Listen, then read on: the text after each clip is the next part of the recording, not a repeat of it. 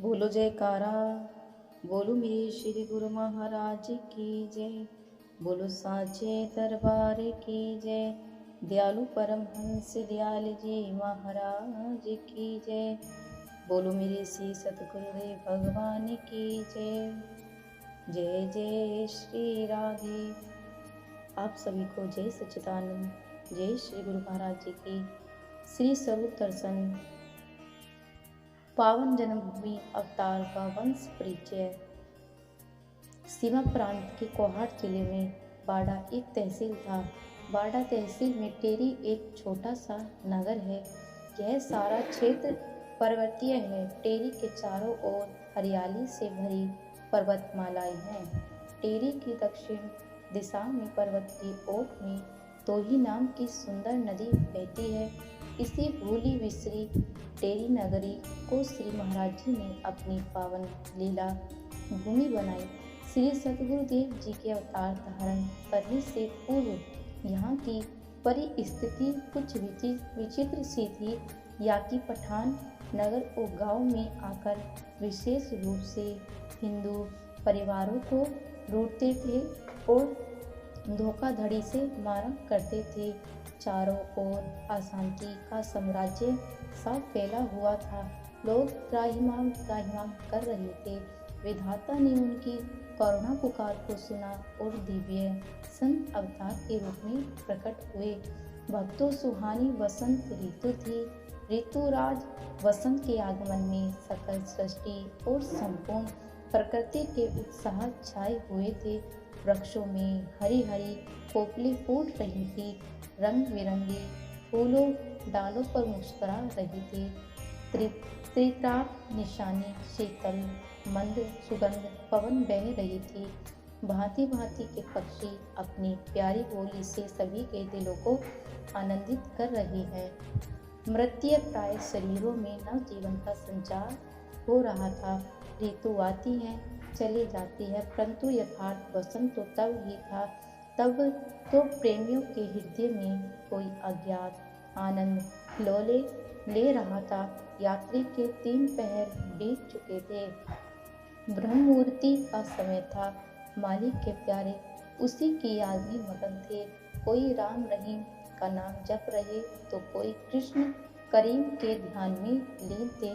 सौभाग्यवती टेरी में एक छोटे से घर में आदि ब्रह्म भक्तजनों के कार्य निमित्त पूज्य माता श्री राधा जी के गर्भ से माघ सदु पंचमी संवत 1940 शुक्रवार तदनुसार के 1 फरवरी सन 1884 के शुभ दिन इस वसुंधरा पर वासुदेव कुल में प्रकट हुए। पूज्य लाला प्रभु दयाल जी के आपके शरीर पवित्र शरीर के पिता खिलाने का गौरव प्राप्त हुआ। शास्त्रों में उस वंश को पवित्र माता को प्रथात और धती को पुण्यवती कहा गया है। जहाँ किसी महापुरुष का जन्म हुआ हो।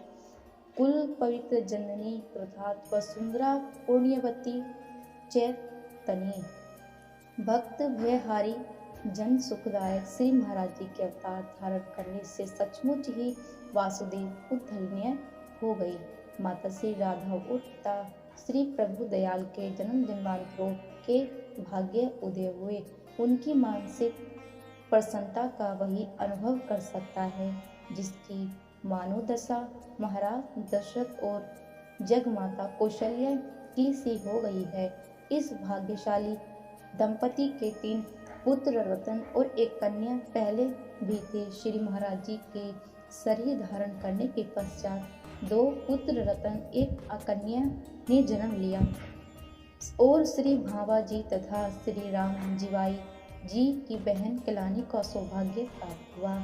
आपके सबसे बड़े भाई श्री अमित चंद जी का तो छोटी आयु में ही देहांत हो गया था। श्री अमित चंद ने छोटी बहन भावा जी ने भी सन्यासी भेष ले लिया है।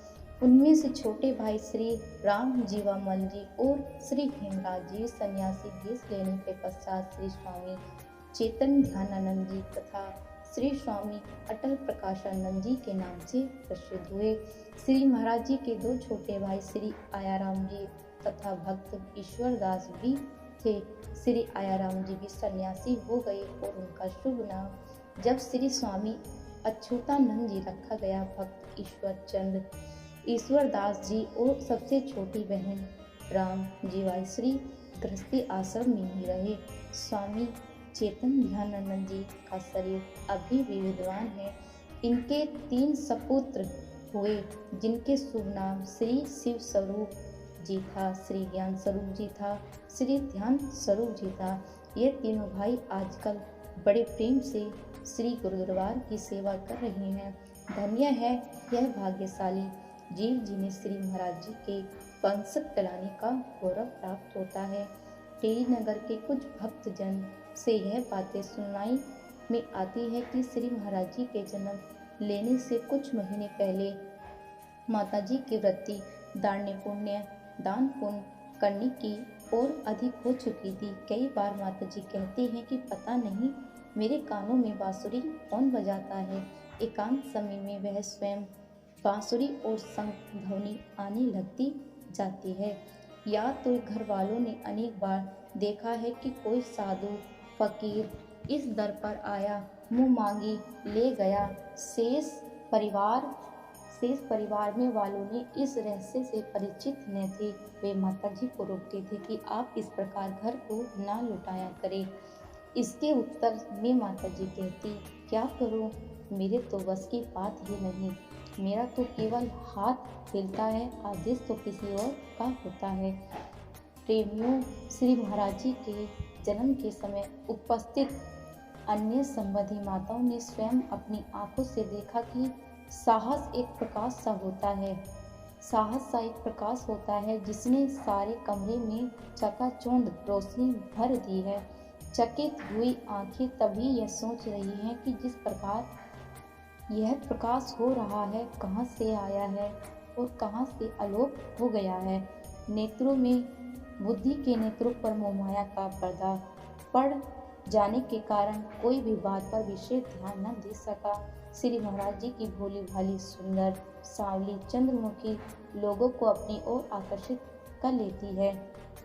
आपके मस्तक पर तेज पुंज प्रत्येक दिल को मोह रहा है। जो भी आपके मुख कमल के दर्शन करता है आपका ही बन जाता है। इसमें साधारण बालकों के चिन्ह और रोने धोने इत्यादि नहीं थे। आपके मुख पर सदा मुस्कान खिलती रहती है। थोड़े दिनों के पश्चात आप नामकरण संस्कार हुए और आपका शुभ नाम श्री बेली राम जी रखा गया। टेरी निवासी कुछ भगवत प्रेमी सज्जन हृदय व्यक्तियों ने भी यह स्पष्ट कहा है कि यह बालक कोई महान पुरुष होगा और इसके द्वारा असंख्य जीवों का कल्याण होगा, परंतु वास्तविकता को कौन जाने। अपनी मौज में आप आनंदे, क्या जाने माया के अंधे। मनमोहन छवि धाम स्वामी, से निर्गुण रूप पुरुष अनामी। आयो संत मत प्रकट टानी, लघुमती जीव भेद क्या जाने। कुल के जीव उभारण कारण, से निर्गुण रूप क्यों प्रभु धारण। माया के पर्दे बिखेर लिया मनुष्य अवतार, माया दासी आपकी करे कलोल हजार। टेरे शहर कुल वासुदेव, शुभ दिन था वसंत। बेली राम शुभ नाम से कहलाए प्रभु संत। बालापन में ही प्रभु लीलाएं करी अनेक, किस किस को लिखकर कहूँ बुद्धि बल हीन विवेक। आप प्रभु दयाल के पुत्र कहलाने आए। बालक चरित्र जो हुए सुनिए लगाकर ध्यान। संत नाम के होकर बोले जब देता आवाज, प्रेम के बाजत हैं घर घर में थे वे साज। बोलो सांची दरबार की जय, बोलो सच्चिदानंद भगवान की जय।